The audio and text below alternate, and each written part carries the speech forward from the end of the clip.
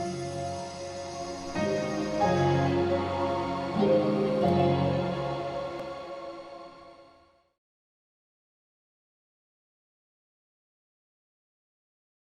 everybody. Welcome back to another CineDB.insight, which is an offspring of the CineDB.africa conversation series. This is a series of in-depth encounters with film professionals from the continent that was developed by a group of African curators as part of the CineDB.africa project of the Goethe Institute, which is now accessible through the e-portal of the Durban Filmmart Institute, the new home of CineDB.africa.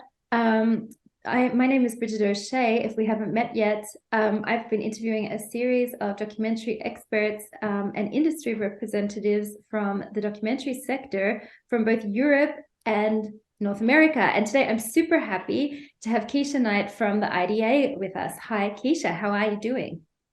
Hi, Brigid. I'm good. How are you? I'm pretty good. I'm pretty tired. We have a big time difference between us. So I hope you feel like fresh as the daisy while my day is like starting to kind of turn down. But it would be great for the filmmakers watching to know a little bit about your background, both how you wound up at the IDA and what it is that your job there kind of covers.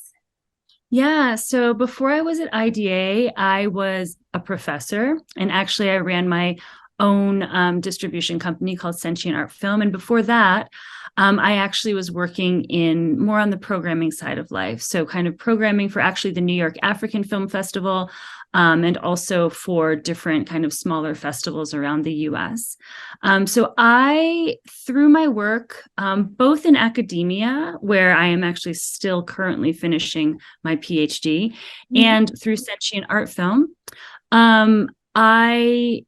I became really interested in the way that things circulate, and also how I could use kind of my unique positionality to support artists. So I also ran an artist fellowship program that was funded kind of by large foundation donors in the US. And honestly, IDA was not on my radar. I did not know about it. I did not care about it. And it was very far. I was on the East Coast. IDA is very much in Los Angeles. And it was through my colleague Abby's son that I discovered IDA. IDA was going through a difficult time. And she said, Keisha, I think we should apply to these jobs. I was like, what do you mean? I've never really worked in this, apart from the film festival scene, I've never really worked in the nonprofit sector at all. And honestly was not really that interested because it seemed quite like a small, very particular conversation. But she said, no, try. And so I did. And during the process of researching for the job, I actually got really interested in kind of all of the different types of things that I saw that could be possible at the IDA, part of which was really bringing it into that international space. That's really important for me. I spent a lot of years over abroad in different countries. And so I wanted to make sure that we had that international range. And so when I got the job as director of funds. And I thought it was a very strange job. But in fact, as I kind of grew into it, I'm finding it to be really, really rewarding. We give out funding to filmmakers, and we also think about different ways we can support the field more generally. So in terms of bringing people together, for me, one of my long-term projects is figuring out how we can intervene in distribution, actually, because that's something that we don't really do right now. And it's really important. Like a lot of funders, they just think about the film. And then once the film is done, it's like, okay, see you, peace, like go on your way. And to me, that's actually really irresponsible. And I think we have to kind of shift that up. So that's one of my long-term goals. But for now, we're basically project-based and then kind of like infrastructure building activities are what we do in my department at the funds department. Tell me, let's be more concrete, I think, about like what does the IDA offer in terms of like funding, networking, distribution possibilities for documentary filmmakers, but maybe more specifically for people living and working on the continent of Africa? Yeah, so for international filmmakers, we basically offer, in terms of our funding, we have one open call a year for our enterprise fund. And this year, we've gone out of our way to make it open to international filmmakers. So that's a place where filmmakers from the continent could apply. There's no fee to apply.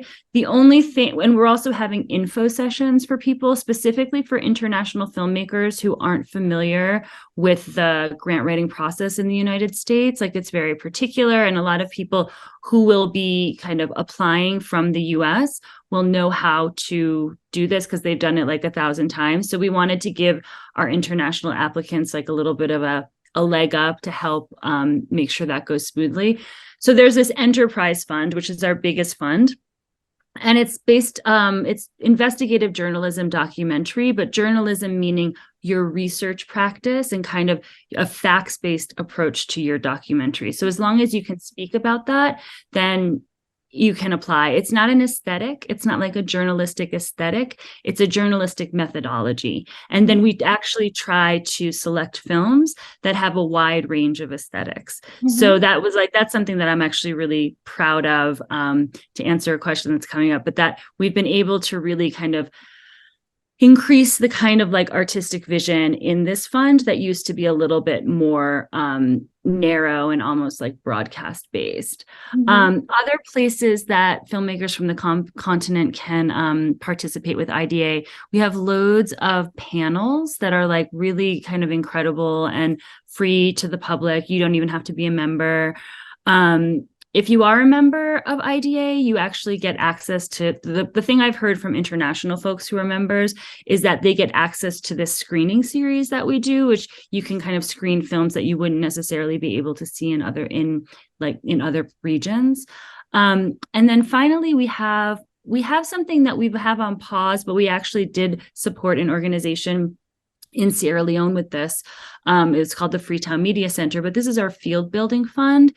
And this will be coming back online probably in the summer. But we basically select small collectives and organizations working on the ground places, and we give them rapid response, kind of like $5,000 grants, up to $5,000 to kind of do and continue their work. So the grant we gave to Freetown Media Center made sure that they could pay for, their electricity and like some funding and so all of this for like the entire year. One other place that we do have a lot of international participation, which could be an interesting opportunity, is Getting Real, which happens every other year. But the director of that, Abby Sun, just recently started a fellowship program. And so there's a cohort of 20 fellows that actually come together throughout the year to meet. And it's completely international group of fellows. And then they're also flown out to Getting Real. So these are a few things that we currently have on offer. We also actually, Zippy Kimundu from Kenya, Kenyan filmmaker, was one of our Logan Elevate grantees.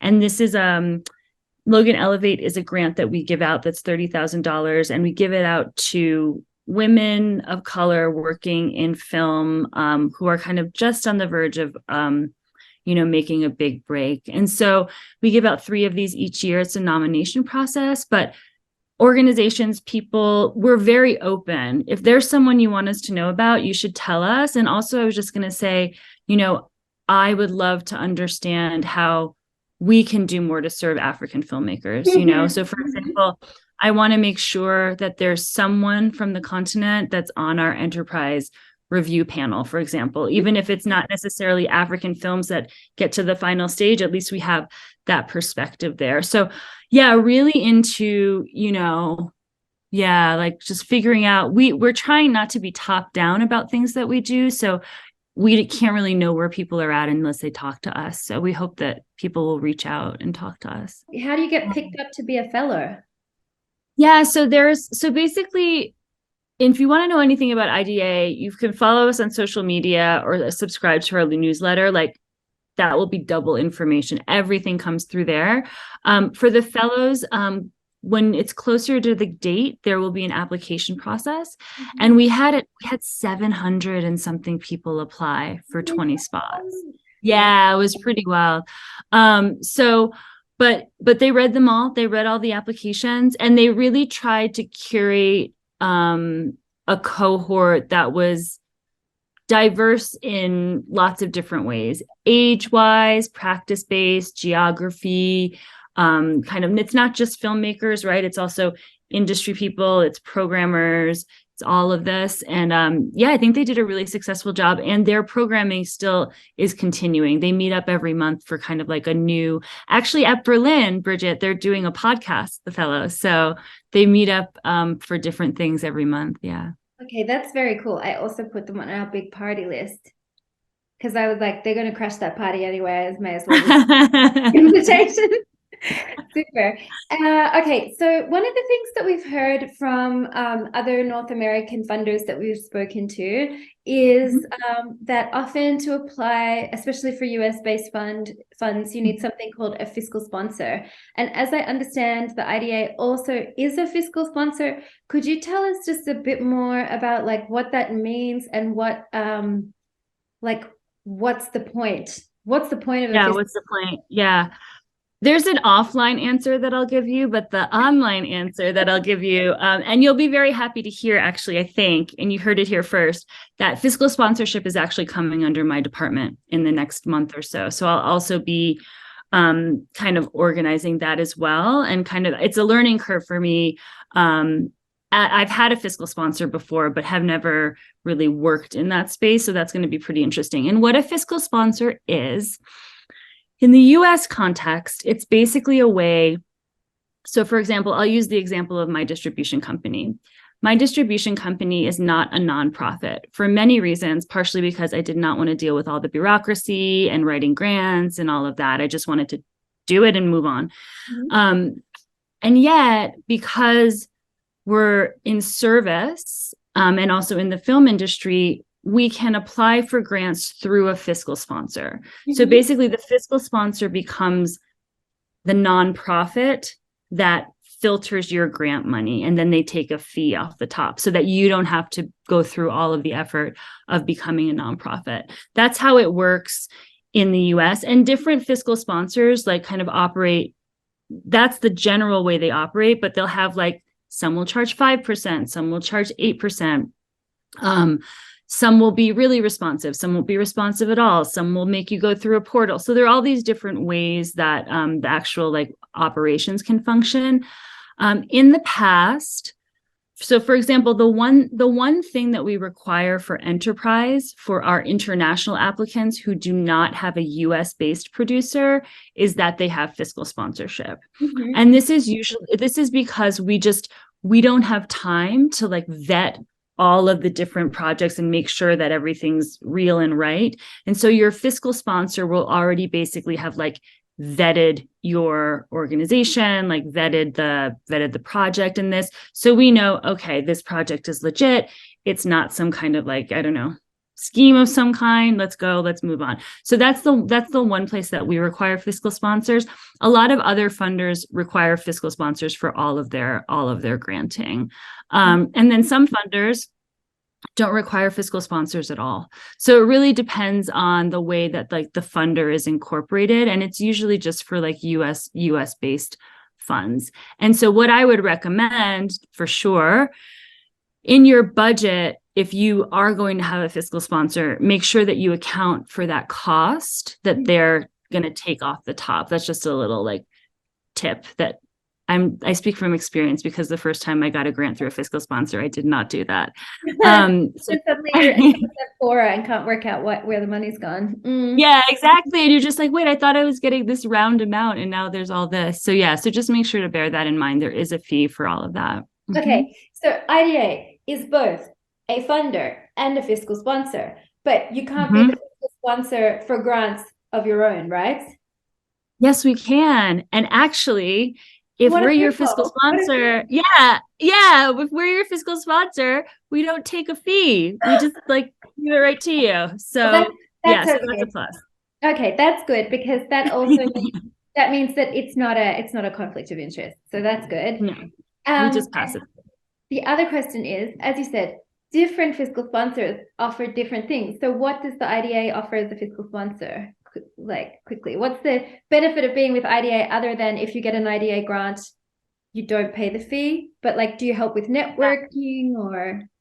So right now, our fiscal sponsorship team is running a lot of running a lot of kind of like public facing programming.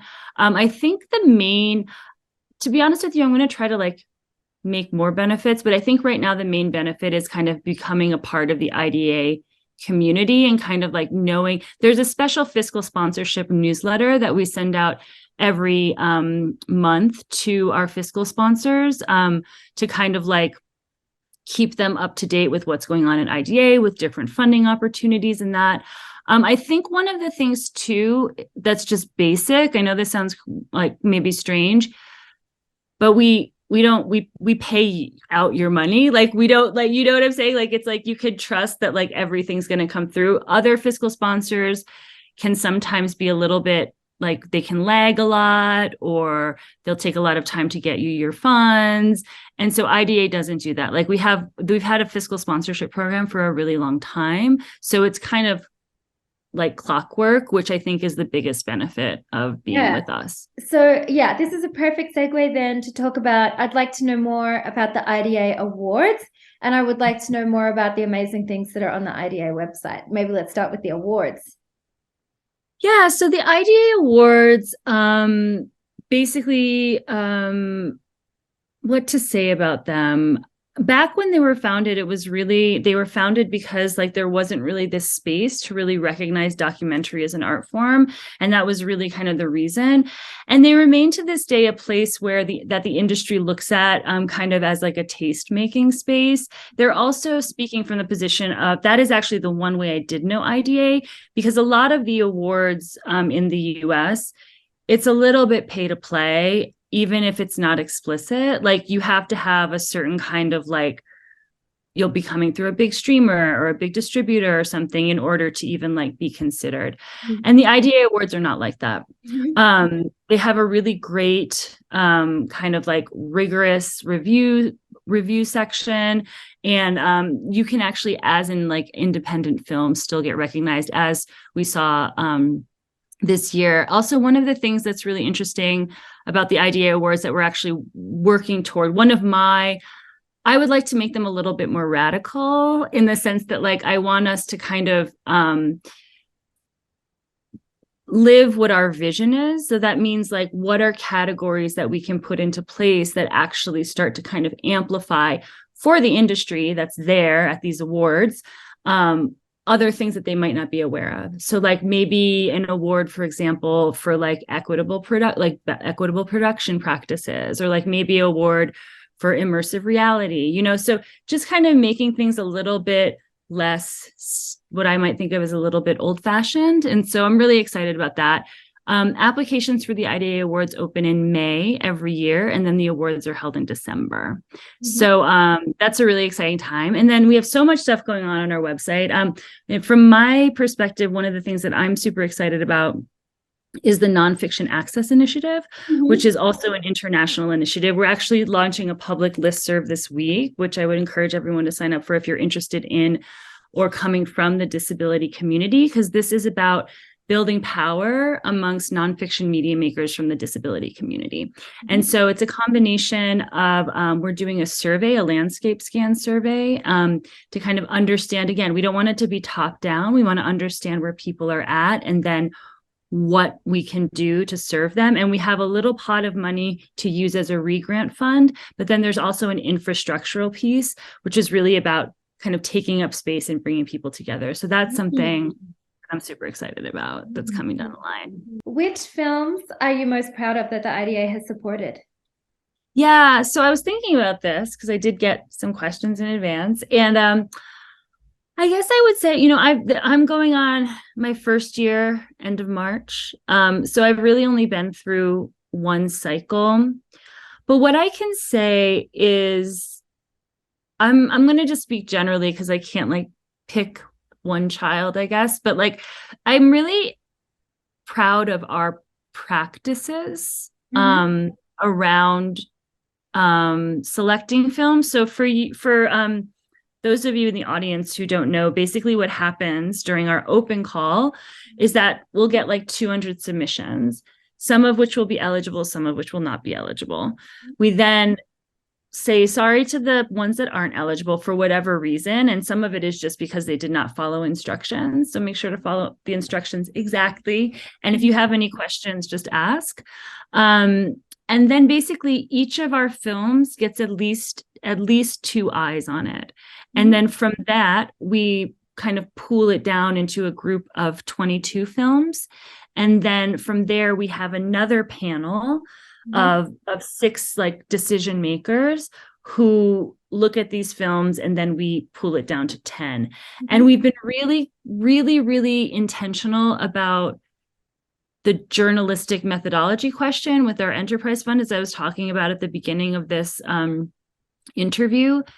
And the fact that we're able to support, like, really, then we know everyone's got their journalistic methodology down, and then we can really think about, like, what is the range of aesthetics and what is the range of kind of positionalities that we want to support. So I'm really proud of, and we had an amazing panel discussion last year, and I'm just really proud of our enterprise cohort last year, because I think it really shows, like, the beginnings of what's possible, you know, like, it's really like kind of like a smorgasbord of documentary, and yet they all have the kind of main point that their, like, methodology is, like, journalistically sound, you know? So that's what I'm really excited about, things that kind of like are about, like, method. I'm also excited about the other grant we had that used to be an open call that's now a nomination process. We could have just had it be nomination, which nomination is always a little bit random, and it can become a popularity contest, which it's like, I'm very uncomfortable with that.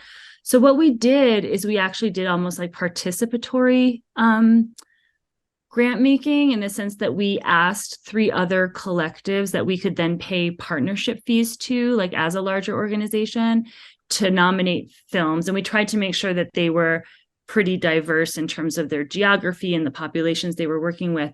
And then we got together with them to decide, like, who the nominees were. And then from there, we brought in some panelists to kind of choose the finalists. So I'm really excited about the different ways that we can kind of, like, structurally create equity and, like, diversity amongst our slate. So yeah, in addition to, I would say, you know, I think we need to partner with more organizations. I think we need to get more voices from the continent onto, like, panels, like our review in the review process. I also think that it's important, like you were saying, for filmmakers from the continent to understand, like, the kind of, like you were saying, racket in a way of being able to present yourself and your project, like, to this kind of North American audience. Because there's definitely, like, there's definitely an angle to it. I would also say one other thing is that in the past, we've required that films have an American producer in order to apply to a US-based producer, not necessarily American, but a US-based producer, in order to apply to enterprise. And we've stopped that. But that said, one of the reasons it is beneficial to have a producer who has produced things, like, in the US context is for, I mean, documentaries is especially, is for that, like, they're kind of knowing the grant writing process and knowing, you know, how to kind of put together an application that makes the project look the best, you know? Lots to think about, I think. Okay, so this is like, then let's wrap up here maybe. Yeah. What's the best way to reach you? How, if people want to be in touch with the IDA, how do they find you? Yeah, so we have, I don't know if you're able to drop it in the chat. We do, or like somewhere on this recording. Yeah, just email us funds@documentary.org, or you can email, you know. The best email address in the world. Yeah, it's pretty easy. It's pretty easy. That email goes through to the department, and then we have 4 of us now that work in the department. So depending on your question, it will be, you know, directed. The other way is, if you see that our team, it might not be me, it might also be my colleague Maria or my colleague Renelle or my colleague Katie. If you see any of us from IDA at a film festival or at an event, be it virtual, like, for example, I'm going to be at the Australian International Documentary Conference. I'm also going to be at Hot Docs. Like, let's set up a meeting, you know, and whether it's virtual or in person, that's also just, you know, even if there's nothing immediate, it's just a good way for us. We have a form that we are always tracking. We have monthly tracking meetings for projects that we think are interesting. And so, we can get your project on that list so that we'll be looking out for you. Great. Thank you so much for your time today. Well, thanks, Brigid. And I'll let you go, let you get on with your evening. Thank you very much. Bye-bye. Thank you. Thanks for your questions.